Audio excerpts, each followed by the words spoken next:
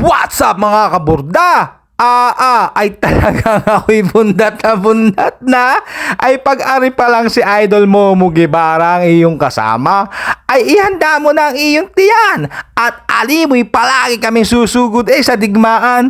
Ako'y hanga din kadami ganitong tukoy na masasarap na kainan ay sadya naman aking pinaghandaan at alam ko naman kami mapapalaban ng lapangan. Tsaka sanay din naman ako sa mukbangan. At sa totoo lang, paano mo magagawang pigilan pag mga ganun nagamangay nilatag sa iyong harapan? Diyos ko po naman, itsura pa lang ng mga ay kahit hindi mo patimusan, kitang-kita ko na pagdating sa talastasan.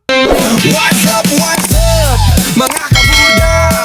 What's up mga kaborda? Andito ako ngayon sa aming thirst trap at kasama ko pa rin ang nag-iisa Momo Guevara dito sa aming food trip dito sa Tanawan. At ang third stop natin pare Ito guys, sa Pica and Street, Poblacion 3 ang Yujiro's Kitchen. Yujiro's pare, parang sounds Japanese. Parang Japanese pero iba't iba yung mga pagkain dito. So yun yung kagandahan dito ay malaki yung range ng mga food selection nila So, may silog, may mga ulam, may mga sisig.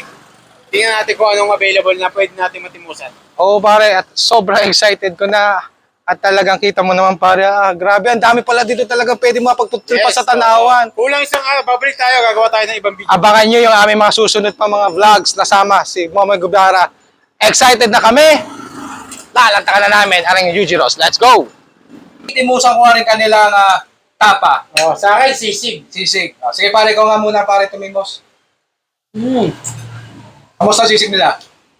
Ito talaga, ilang beses ko na ito nakain pero hindi ako nagsasawa. Ito lagi yung order ko. The best talaga yung sisig dito, malasang malasa. Tsaka tingnan nyo, ang dami yung serving Ang laki nung plate nila. Ito naman, yung tapa nila kita mo. Grabe.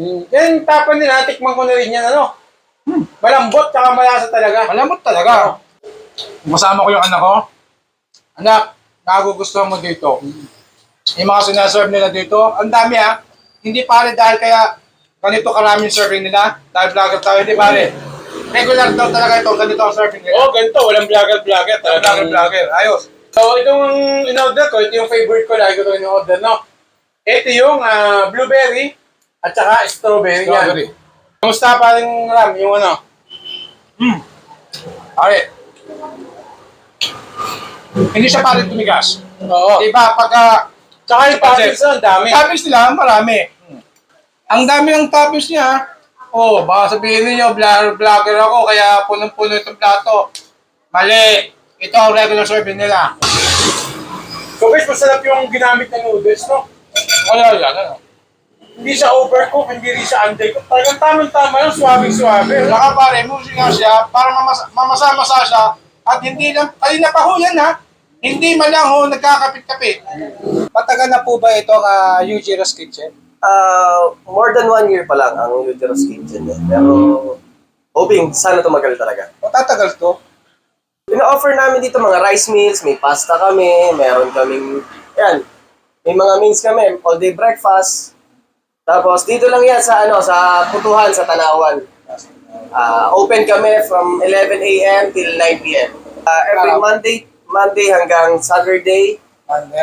Close lang kami ng Sunday. Okay, family. Yes, family day. Maraming salamat po. Thank you po. Talagang babalik ako dito. Anak, alam ko magugusto mo dito. Babalik dito. Thank you so much, sir. Thank you. Sir, tuloy ko lang pagkain ko. Sige po. Sarap nito Salamat, sir Thank you po. Ayos.